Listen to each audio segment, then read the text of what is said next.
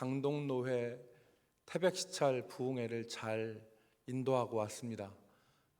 은혜 가운데 인도했는데요. 우리 교회 부목사로 계셨던 최상교 목사님 태백시민중앙교회에서 부흥회를 했습니다. 그래서 최 목사님, 사모님 뵙고 잘 교제했고요. 은혜가 되었던 것은 태백시찰 안에 14개 교회가 연합부흥회를 했는데, 그 연합부흥회를 이제 하는데 한 20명 안쪽에 되는 교회들이 대부분이었는데요. 그 작은 교회들에서 교회를 지키기 위해서 성도들이 그 신앙생활을 하는데 한 분 한 분 이렇게 오시는 걸 볼 때 참 귀하다, 그런 생각을 많이 했습니다. 그래서 많이 했고, 그분들과 함께 하나님 말씀을 나누면서 제가 많이 은혜를 받았고요. 또 성도들도 코로나 3년 만에 처음 하는 부흥회였기 때문에 아주 뜨거운 심정으로 말씀을 받았습니다. 그래서 은혜로운 시간이었고, 저는 제 숙소가 해발 1300m에 있었습니다. 해발 1300m 되는 고지에 숙소를 오투리조트인가 하는 곳에다가 숙소를 잡아주셨는데, 거기가 해발 1300m예요. 1300m인데 거기를 하루에 2번씩 내려갔다 올라갔다 하면서 말씀을 나눴습니다. 그래서 또 여러분들 기도해 주시는 것을 몸소 느꼈고, 그리고 여러분들 기도해 주셔서 감사하다는 말씀을 드립니다.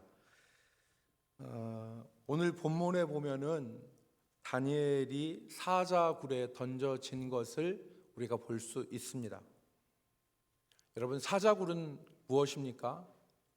며칠씩 굶긴 사자들이 우글거리는 그 굴 안에 사람을 던져 넣어서 정말 형체를 알아볼 수 없을 정도로 참혹하게 죽임을 당하게 하는 형벌이 사자굴에 집어넣는 형벌입니다. 다니엘을 모함하는 이 총리들과 고관들이 함정을 만들어서 다니엘을 곤경에 빠뜨린 것입니다. 이유는 시기와 견제였습니다. 시기와 견제. 다리오 왕이 자기 제국 전국을 120개 도로 나눠서 그 120도에 고관들을 세웠어요. 몇 개라고요? 120개. 120개. 그러니까 숫자 같은 거는 기억해야지 따라오죠. 숫자 같은 거를 기억 안 하고 그냥 스쳐 지나가면 워낙 소리를 안 지르잖아요. 제가 초반에, 나중에는 소리를 지르지만, 근데 제 소리가 자장가로 들릴 수가 있습니다. 그러니까 그 집중해서 잘 들으셔야 돼요. 그러니까 120개 도로 나누고 거기에 고관들을 세웠는데, 이 120명 위에 3명의 총리를 세웠습니다. 몇 명의 총리라고요? 3명의 총리라고. 3명의 총리를 세웠는데, 이 120명의 고관들이 3명의 총리에게 보고하는 형태로 이렇게 나라를 다스렸습니다. 다니엘은 그 중에 한 사람이었죠. 그 중에 한 총리였는데, 성경에 보니까 다니엘이 다른 모든 총리와 고관들보다 마음이 민첩하고 일을 잘했던 것 같아요. 그러니까 다리오 왕이 가만히 보니까 3명이 아니라 다니엘, 이 사람을 모든 사람 위에 놓고 나라를 다스리면 좋겠다라는 마음을 먹었어요. 이 소식을 들은 총리와 고관들이 다니엘 제거 작전에 들어갔습니다. 다니엘을 제거해야 되겠다. 그래서 이들이 다니엘을 고발할 근거를 찾습니다. 사람이 일을 하다 보면 이렇게 작은 그 경로당 일 보는 게 아니잖아요. 지금 작은 경로당 일 봐도 잘했니 못했느니, 바르게 했니 안 했느니, 이런 얘기들이 많이 있는데, 다니엘은 지금 작은 경로당을 운영하는 게 아니라 지금 페르시아 제국을 지금 다스리는 사람이에요. 이 페르시아 제국을 다스리는데 그 안에 얼마나 많은 문제들이 있겠어요. 그러니까 다니엘의 정적들이 다니엘을 고발할 근거를 찾았습니다. 소위 말해서 탈탈 털었어요. 탈탈 털었는데 다니엘을 고발할 근거를 찾지 못했습니다. 다니엘을 고발할 근거를 찾지 못한 거죠. 그래서 여러분 잘 아시는 얘기입니다. 그래서 이 사람들이 고아낸 방법이 다니엘의 믿음을 걸고 넘어진 거예요.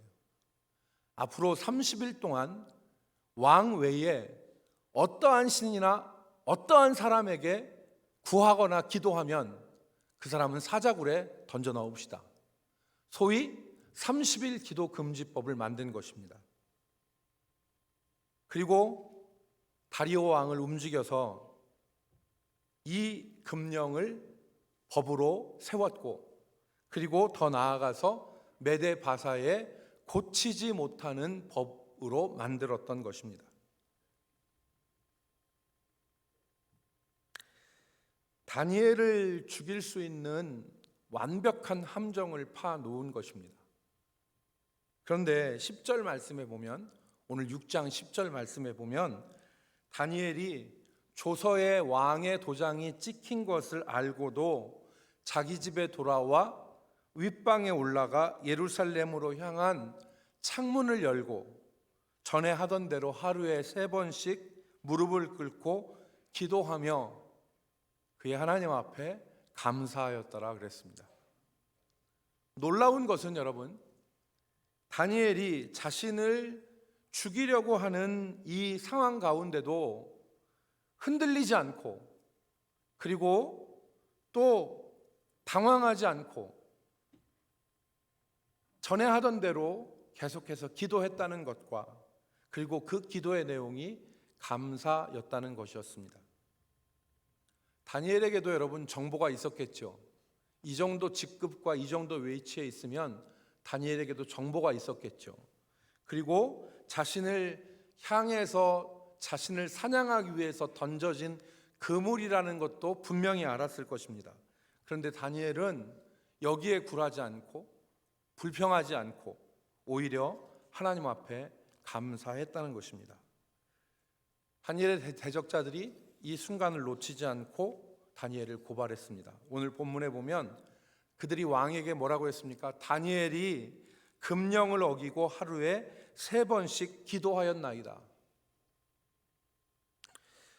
뒤늦게 이 다리오 왕이 뒤늦게 그 법이, 자기가 만든 법이 다니엘을 잡기 위한 함정이었음을 깨달았지만 변치 않는 법으로 확정해 놓았기 때문에 왕도 어쩔 수가 없었던 것입니다. 그래서 왕은 다니엘을 사자굴에 던져야만 했던 것입니다. 여러분, 오늘 이 얘기가 우리가 어느 정도 알고 있는 다니엘의 사자굴 사건입니다. 그런데 이 말씀을 통해서 우리가 생각할 것은 우리에게도 살다 보면 하나님의 말씀을 지키기 위해서 당하는 어려움과 고난이 있다는 것입니다. 다니엘이 왜 고난을 당했습니까? 하루에 3번 기도하는 것은 하나님이 기뻐하시는 일인데 그것이 왕의 금령을 어기는 것이었어요. 우리가 세상을 살아가는 동안 하나님의 말씀과 세상의 현실 앞에서 갈등하고 고민하고 때로는 고난을 당하는 때도 있습니다. 누구에게나 있죠. 누구에게나. 주의를 지키는 것부터 시작해서 11조를 드리는 것, 하나님 말씀대로 사는 것, 부당한 일에 동참하지 않는 것, 이런 것과 같이 믿음으로 살면서 우리가 현실과 대립하는 경우를 우리는 경험하게 됩니다. 많이 있죠. 많이. 역사적으로 여러분 한 가지 예를 들자면 신사참배를 우리가 거부한 사건을 들 수 있습니다. 일제강점기 때 일제는 우리 국민에게 신사참배를 강요했습니다. 일본은 자신들의 신도에 신령을 모시고 제사하는 일에 있어서 우리 국민들의 참여와 참배를 강요했습니다. 1925년에 1918년에 서울의 남산에다가 거대한 신사를 지었습니다. 그래서 1918년에 시작해서 1925년에 거대한 신사가 완공이 되었는데, 이를 계기로 조선 총독부가 조선 국민들에게 신사참배를 강요했습니다. 그래서 조선 총독부가 헌법을 만들었는데, 그 헌법에 뭐라고 기록했냐면, 모든 종교는 최고의 신인 천황 아래서만 자유롭게 활동할 수 있다. 천황 아래서 모든 종교는 활동할 수 있다는 것을 법으로 만들고 신사참배를 밀어붙였습니다. 여기에 대해서 기독교계 교회가 반발했습니다. 미국 남장로 교회와 북장로 교회 선교부가 세운 학교들이 신사참배를 거부했습니다. 그래서 폐교당하기도 하고 자진 폐교하기도 했습니다. 여러분, 우리와 가까운 이 전주, 1시간만 가는 이 전주에 신흥학교와 그 당시에 기전여자학교가 있었습니다. 지금은 전주 신흥고등학교와 전주 기전여자고등학교로 학교 명칭이 바뀌었죠. 여기 우리 앉아 계신 성도님 가운데도 이 학교를 나오신 분이 계실 수가 있는데, 이 전주 신흥학교와 전주 기전여자학교 학생들이 1937년에 일본 신사당 앞에 집결하여 신사참배 의식을 강요받았습니다. 신사참배 구령이 떨어졌을 때 학생들이 격려를 하지 않았습니다. 재차 구령이 떨어졌음에도 허리를 굽히지 않고 전주 신흥학교 학생들이 뒤돌아서서 퇴장을 해버렸습니다. 전주 기전여고 학생들은 신사참배하지 않고 그 자리에 주저앉아서 울기 시작했습니다. 그래서 신사참배 자리가 울음바다가 됐습니다. 이때 당시에 신흥학교 교장이 누구였냐면 우리가 잘 아는 인돈 선교사입니다. 린튼이라고 하는 사람이죠. 이 인돈 선교사가 당시에 전주 신흥학교 교장이었는데, 이분이 1956년에 대전으로 와서 세운 학교가 한남대학교입니다. 그러니까 이분이 21살 때, 이 인돈 선교사라는 사람이 여러분 잘 아시는 연세 세브란스 병원의 그 외국인 의사 있잖아요. 인요한의 할아버지입니다. 이분이 4대에 걸쳐서 우리나라에서 선교를 하고 있는데, 이 인돈 선교사가 조지아 공과대학을 수석으로 졸업합니다. 조지아 공과대학 전기공학과를 수석으로 졸업하고, 이 사람이 그 당시에 GE 제너럴 일렉트릭에 입사가 예정됐는데 21살 때 선교사로 대한민국에 와요. 그래서 목포에서부터 군산 거치고 전주 거쳐서 대전까지 오게 되는데, 그때 37년에 인돈 선교사가 신흥학교 교장이었어요. 그래서 이 인돈 선교사가 왜 우리에게 신사참배를 강요하느냐, 우리 신사참배 못한다. 그러니까 결국에 신사참배 못하는 것으로 인해서 학교는 폐교가 되고 전주 신흥학교가 폐교가 됩니다. 그리고 인돈 선교사는 1940년에 추방을 당해요. 그리고 일제가 물러간 1946년에 다시 미국에서 돌아와서 선교하다가 대전이 커질 것을 예측하고 56년에 대전으로 와서 세운 학교가 한남대학교입니다. 자신이 이루어 놓은 모든 것을 잃어버리고 자신이 가지고 있던 모든 것을 뺏기고, 그리고 자신의 생활과 자신의 삶이 흔들리는 그러한 갈등이 있었던 것이죠. 그럼에도 불구하고 인돈 선교사는 신사참배 절대 못한다.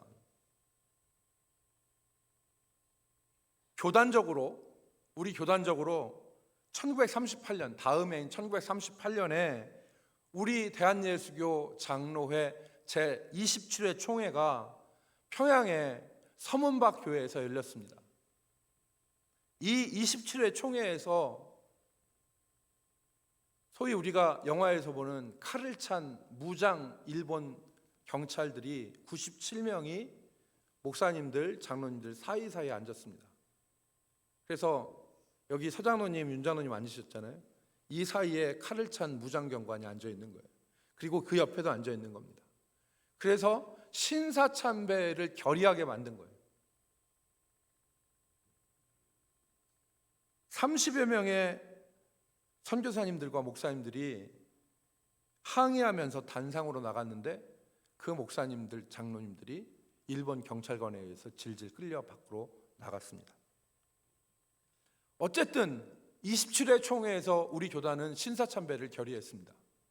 주기철 목사님, 손양원 목사님 같은 분들은 이 결의에 반대해서 끝까지 이 신사참배를 거부했지만 우리 역사에 있어서, 우리 교단의 역사에 있어서 가장 수치스러운 일 가운데 하나가 27회 총회 때 신사참배를 결의한 것입니다. 그래서 여러분, 우리 대전 옆에 있는 최병란 목사님께서 교단장을 하셨을 때 그때가 100주년이었었는데 그때 제주도에서 장로교 4개 교단이 모여서 다 제주 컨벤션 센터에서 모여서 다 바닥에 무릎 꿇고 내려앉아서 회개했습니다. 주여, 우리가 신사참배한 것을 용서하여 주옵소서. 저도 그 자리에 있었습니다. 다 무릎 꿇고 바닥에 무릎 꿇고 신사참배 결의했던 거 회개했습니다. 여러분, 이처럼 우리가 믿음으로 살 때 많은 갈등과 고민이 있는데 주의를 지킬 것이냐, 다른 일을 할 것이냐 하는 문제부터 신사참배의 강요에 굴복할 것이냐, 굴복하지 않고 저항할 것이냐 하는 많은 갈등과 선택의 문제가 있습니다. 오늘 다니엘서는 그것을 우리에게 보여주는 것이죠. 우리가 믿음 생활할 때 우리의 삶의 터전을 잃어버릴 수 있는, 그리고 많은 갈등을 할 수 있는 고민들이, 그런 문제들이 우리 가운데 있는데 그 문제들에 대해서 어떻게 할 것이냐. 다시 본문으로 돌아와서 하나님은 다니엘을 사자굴에서 건지셨습니다. 오늘 사자굴에 던져진 다니엘은 하나님께서 그의 천사들을 보내셔서 살리신 것을 우리가 볼 수 있습니다. 자기의 뜻으로 다니엘을 사자굴에 던진 것이 아닌 이 다리오 왕이 이튿날 새벽에 사자굴로 가서 다니엘의 생사를 확인합니다. 다니엘아, 네가 살아있느냐? 다니엘의 생사를 확인하죠. 그때 22절에 다니엘의 대답이 나오죠. 다니엘이 뭐라고 했습니까? 나의 하나님이 이미 그의 천사를 보내어 사자의 입을 봉하셨으므로 사자들이 나를 상해하지 못하였사오니, 이렇게 대답합니다. 하나님은 천사를 보내셔서 다니엘을 조금도 상하지 않도록 보호하신 것입니다. 오늘 우리가 읽은 말씀 마지막 절에 보면 오늘 다니엘이 사자굴에 던져진 이 사건, 그래서 살아나서 생명을 보존한 이 사건을 한마디로 정의합니다. 그것은 바로 뭐냐면 믿음의 승리였다는 것입니다. 다니엘의 믿음의 승리였다. 23절 말씀을 보십시오. 마지막 절이지 않습니까? 왕이 심히 기뻐서 명하여 다니엘을 굴에서 올리라 하매 그들이 다니엘을 굴에서 올린즉 그의 몸이 조금도 상하지 아니하였으니 이는 그가 자기의 하나님을 믿음이었더라 그랬습니다. 다니엘이 상하지 않고 산 것은 다니엘이 자기의 하나님을 믿었기 때문이다, 그렇게 말하는 것입니다. 여러분, 우리가 지금까지 다니엘서를 살펴보면서 다니엘서를 제가 읽을 때 다니엘서가 우리에게 꼭 전달하고자 하는 2가지 사항이 있다고 그랬죠. 이걸 놓치면 다니엘서를 헛읽는 것입니다. 제가 지금 말씀드린 2가지를 잃어버리면 다니엘서를 읽어도 읽은 것이 아닙니다. 그 2가지가 무엇입니까? 첫 번째는 하나님은 살아계신다는 거예요. 하나님은 살아계신다는 것이고, 두 번째는 이 세상의 역사, 개인의 생사화복과 나라가 흥하고 망하고 세계 역사를 주관하는 것은 권력자, 그 당시에 권력을 잡은 느부갓네살이나 아니면 다리오나 아니면 벨사살이나 이런 사람들이 아니라는 거예요. 누구라는 것입니까? 살아계신 하나님이 역사의 주인이 되신다는 것입니다.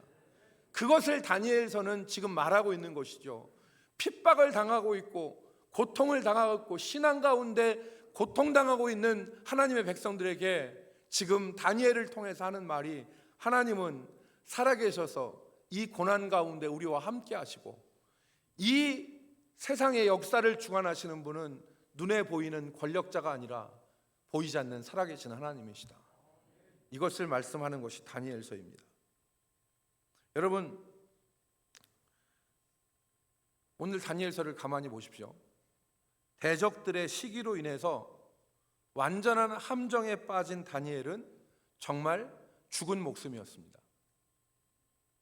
무시무시한 사자굴에 던져지고, 그가 그 사자굴에서 살아올 여지는 조금도 없었습니다. 왜냐하면 안에는 무시무시한 사자들이, 며칠씩 굶긴 사자들이 다니엘을 다 죽일 것이고, 밖에는 어떻습니까?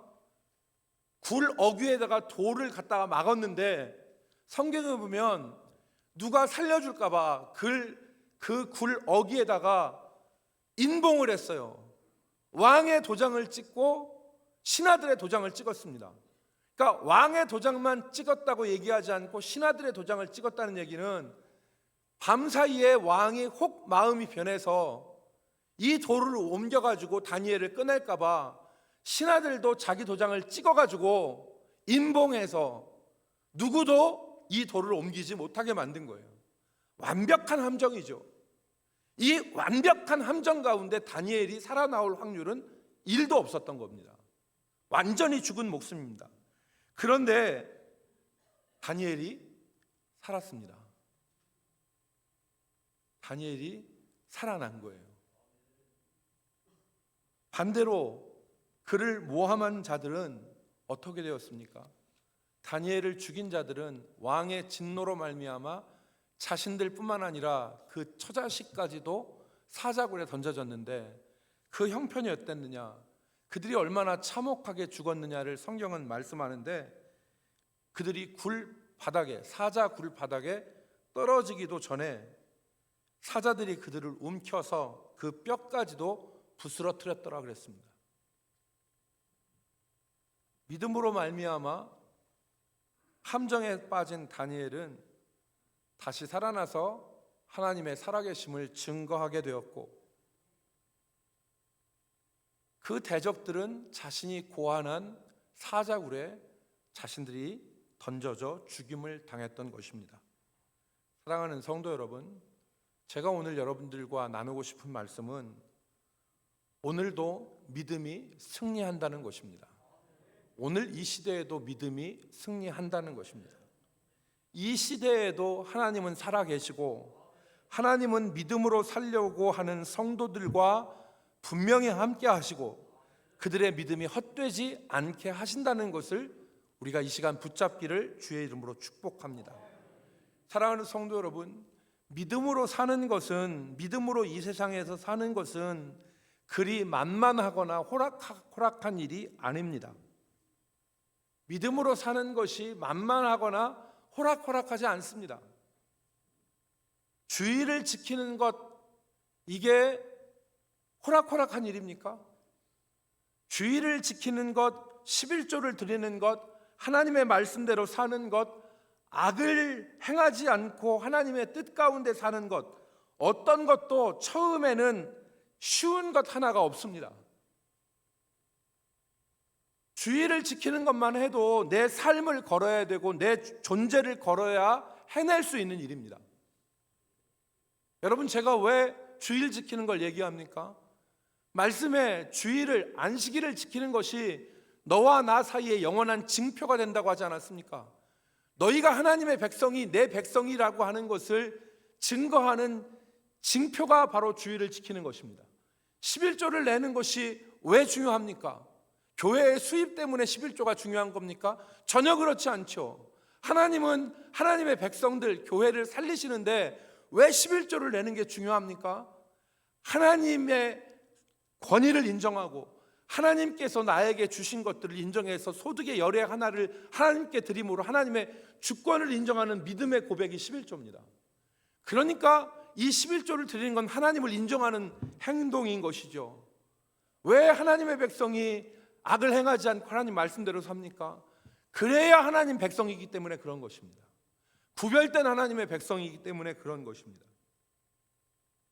특히 다니엘과 같이 핍박의 시대에 믿음으로 사는 것은 모난돌 정 맞는 것처럼 많은 핍박과 고통을 당하기 딱 쉬운 일입니다. 모난돌 정 맞습니다. 그런데 나 혼자 믿음으로 살겠다고 하면 시기하고 질투하고 핍박하고 여러 가지로 어려움을 당하게 됩니다. 여기서 우리가 생각해야 됩니다. 어떻게 살 것인가? 어떻게 살 것인가? 여기서 많은 사람들이 결정하고 자신의 신앙과 자신의 삶을 결정합니다. 그냥 세상과 타협해서 살 것인가? 아니면 하나님 말씀을 지키며 살 것인가? 이걸 결정해야 되는 것입니다. 오늘 다니엘은 우리에게 우리가 가야 될 길을 보여준 것입니다. 자기가 가진 모든 것을 빼앗기고 자기가 이룬 모든 것들이 다 무너지고 그리고 고난을 당하고 생명을 잃어버려도 다니엘은 믿음의 길을 선택했습니다. 그 다니엘을 하나님이 보호하신 것입니다. 성경 기자는 오늘 다니엘의 기적적인 생존의 이유를 오늘 말씀의 제목과 같이 우리에게 깨닫게 합니다. 이는 그가 자기의 하나님을 믿었기 때문이다. 이는 그가 자기의 하나님을 믿음이었더라 그랬습니다. 하나님을 믿었기 때문에 그가 믿음 때문에 고난을 받았지만 믿음으로 승리한 것이다. 여러분, 비록 우리 삶에 이런 믿음의 선택을 했다 하더라도 다니엘과 같은 기적이 일어나지 않는 경우가 더 많습니다. 우리가 믿음의 선택을 했는데 우리의 삶에서 다니엘과 같은 기적이 일어나는 경우도 있지만 일어나지 않는 경우가 훨씬 더 많습니다. 그럼에도 불구하고 우리가 왜 믿음으로 결단하냐면 하나님은 오늘 우리가 이 세상에서 그런 기적을 경험하지 못하고 사람들한테 환영받지 못하고 사람들에게 박수받지 못하고 그래서 옛날에 정말 참 선지자들이 거짓 선지자들 앞에서 백성들에게 핍박과 고통을 당하였지만 박수받지 못하고 환영받지 못한 그 선지자들을 하나님이 귀하게 여기신 것처럼 오늘 핍박 가운데도 기적을 경험하지 못한 채 하나님의 말씀을 지킨 성도들을 하나님은 귀히 여기십니다.